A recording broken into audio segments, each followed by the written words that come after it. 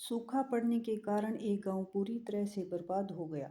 उस गांव में एक भी इंसान जिंदा नहीं बचा। गांव को पानी देने वाला पुराना कुआं भी सूख चुका था।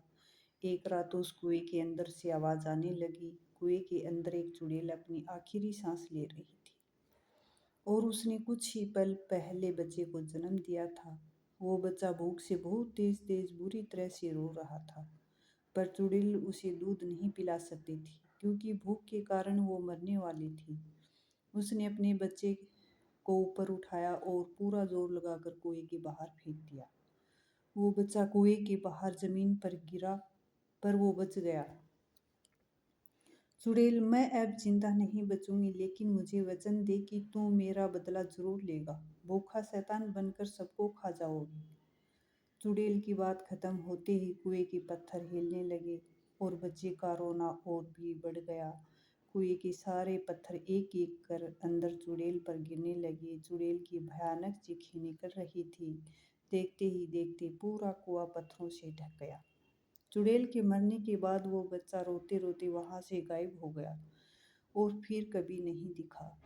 उस गांव से बहुत दूर दूसरे गांव में एक व्यक्ति की मौत हो गई और लोग उसे जलाने के लिए ले जा रहे थे। सब विधियां पूरी हो चुकी थी और अब उसे अग्नि देने ही वाले थे। एक आदमी ने उसे अग्नि दी। आसपास बहुत लोगों की रोने की आवाज आ रही थी। अचानक वो रोता हुआ शैतानी बच्चा उड़ता हुआ आया और लाश के अंदर घुस गया। ये घटना इतनी तेज हुई कि किसी को कुछ समझ नहीं आया कि आखिर हुआ क्या। पर थोड़ी देर बाद लकड़ियां जलने लगी, पर लाश पर कुछ असर नहीं हो रहा था। वहां के सारे लोग डरने लगे। सारी लकड़ियां जल जाने के बाद वो लाश अपने आप उठने लगी, पर उसके पैरों पर वो लगी हुई आग वैसी ही थी। लाश उठकर खड़ी हो गई और उस लाश ने शैतानी रूप ले लिया और उसे देखकर वहां के सारे लोग डरकर भागने लगे। शैतान, खाना चाहिए, खाना चाहिए। उस मरे हुए आदमी ने चुड़ैल के बच्चे ने प्रवेश कर लिया था और अब वो भूखा शैतान बनकर अपनी माँ का बदला लेने आया था। उस शैतान ने जली हुई लकड़ियां खा ली और अब वो किसी इंसान को खाने के लिए भागने लगा। उसने एक आदमी को पकड़कर उठाया और अपने पैरों में लगी आग से जलाने लगा। उसका शरीर पूरी तरह से जल जाने के बाद शैतान उसे खा लिया। शैतान गांव पर किसी मुसीबत की तरह टूट पड़ा और उसने किसी को नहीं छोड़ा। औरतें, बच्चे, बूढ़े, जवान सबको जलाकर खाने लगा। चारों तरफ गांव वालों की चीखें सुनाई देने लगी। कुछ देर बाद पूरा गांव शांत हो गया क्योंकि सबको इस शैतान ने खा लिया था। पर वो अब भी भूखा था। वो अपने आसपास देखने लगा, जोर से चिल्लाने लगा। ऐसी भयानक आवाज सुनकर पेड़ के पीछे छिपा एक आदमी वहां से भागने लगा और तभी शैतान की नजर उस इंसान पर पड़ी। शैतान ने उस भागते हुए इंसान को देख लिया। वो इंसान और तेजी से भागने लगा, पर शैतान का मुकाबला नहीं कर पाया और वो पकड़ा गया। शैतान, तुम इस गांव में अकेले ही बचे हो या और कोई भी है? आदमी, मुझे कुछ नहीं पता, मुझे छोड़ दो। शैतान, मेरी भूख अभी तक शांत नहीं हुई है, इसलिए मैं तुम्हें नहीं छोड़ सकता। आदमी, मुझे खाने के बाद तुम क्या खाओगे और किसे खाओगे?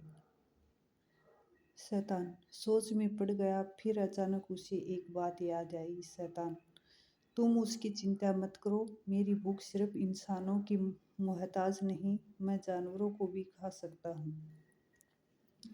आदमी, तो जाओ, जानवरों को खाओ और मुझे छोड़ दो, मैं तुम्हारे पैर पड़ता हूँ।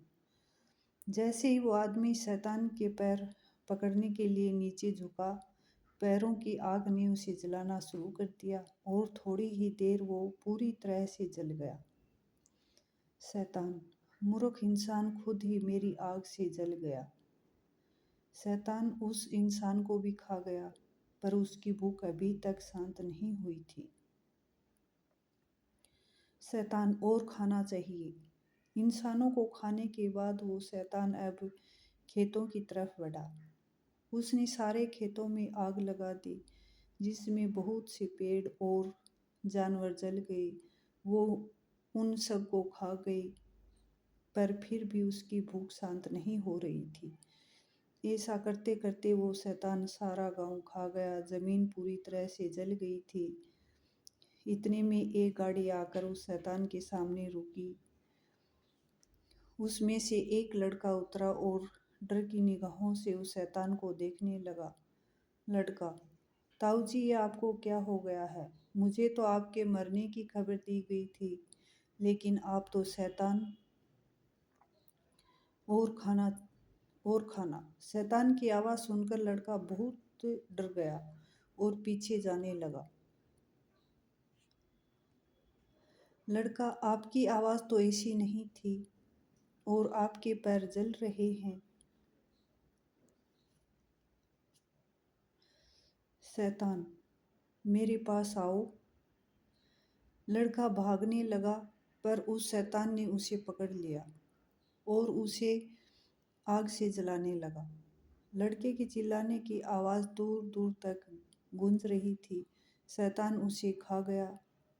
लड़के को खाने के बाद उसकी नज़र उसकी गाड़ी पर पड़ी। उसने गाड़ी पर छलांग लगाई और गाड़ी को जलाने लगा।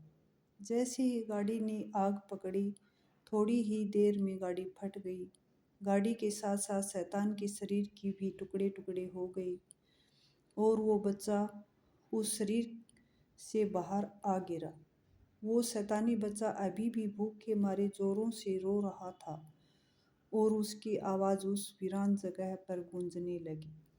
दोस्तों, कहानी कैसी लगी कमेंट करके ज़रूर बताएं। कहानी अच्छी लगी तो चैनल को लाइक शेयर सब्सक्राइब ज़रूर कीजिए।